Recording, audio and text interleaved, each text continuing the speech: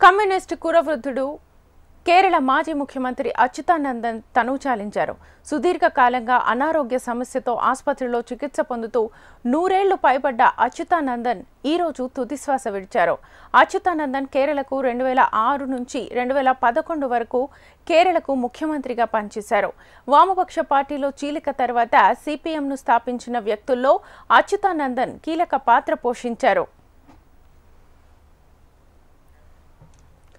ప్రజాపక్షమే ఊపిరిగా అవినీతికి వ్యతిరేకంగా పోరాటంలో ఎన్నడూ వెనుకంజ వేయని అచ్యుతానందన్ రాష్ట్రంలో భూ ఆక్రమణదారులపై ముఖ్యమంత్రిగా ఉక్కుపాదం మోపారు. ఈ చర్యలతో అనేక మంది వ్యతిరేకమైన ఆయన వెరవలేదు. ప్రజలు పార్టీ మధ్య అంతరం వచ్చినప్పుడు మార్కిస్టు పార్టీ క్రమశిక్షణను పక్కనబెట్టి ప్రజల పక్షాన నిలబడ్డానికే పెద్దపీట వేశారు. ఈ క్రమంలో అవమానాలు ఎదురైనా తన నిజాయితీ బాటను నిరాడంబరతను ఏనాడు వీడలేదు. నిరంతర అధ్యయన శైలి పుట్టింది 1923లో అయినా ఆధునిక అవసరాలను కూడా అర్థం చేసుకున్న నిత్య అధ్యయనశీలే.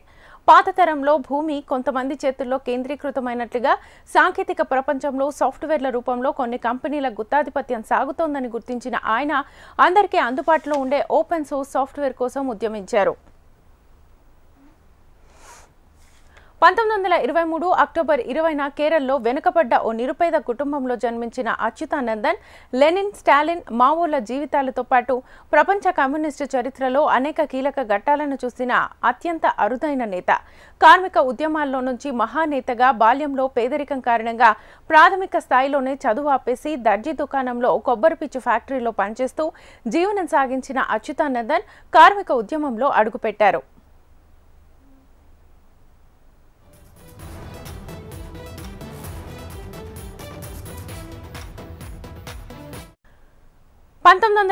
లో కమ్యూనిస్టు పార్టీ సభ్యుడయ్యాడు. స్వాతంత్రానికి ముందున్న ట్రావెన్కోర్ సంస్థానంలో భూస్వాములపై పోరాటంలో భాగంగా జైలుకెళ్లడంతో ఆరంభమైన ఆయన రాజకీయ ప్రస్థానం అంచెలంచెలుగా ఎదిగి ముఖ్యమంత్రి స్థాయికి చేరుకుంది. 1964లో సిపిఐ జాతీయ కౌన్సిల్ను వదిలేసి సిపిఎం ఏర్పాటులో కీలక పాత్ర పోషించారు. 1967 నుంచి 2016 దాకా కేరళ అసెంబ్లీకి ఎన్నికైన ఆయన ఒకసారి ముఖ్యమంత్రిగా, 3 సార్లు విపక్ష నేతగా వ్యవహరించారు.